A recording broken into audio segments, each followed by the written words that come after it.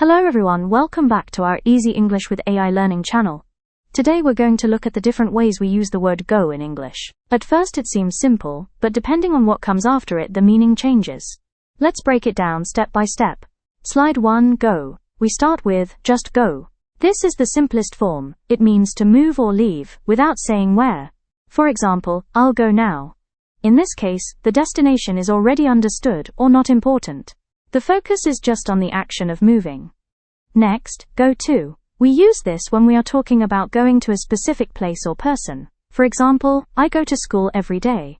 Or let's go to the park. Here, to points us to the destination. Remember, there's one exception. We say go home without the word to. Now go on. This means to continue or to start an activity. Imagine someone telling a story and you want them to continue. You say, please go on. Or when we talk about starting a trip or adventure, we might say, we'll go on a trip next week. Next, go for a. We use this for short, often enjoyable activities. For example, let's go for a walk. Or, she went for a swim. The pattern is always go for a, plus the activity. It usually means something quick and often fun. Now, go to the. This is used when we are talking about a specific facility, building, or service. For example, I'm going to the doctor. Or, he went to the cinema.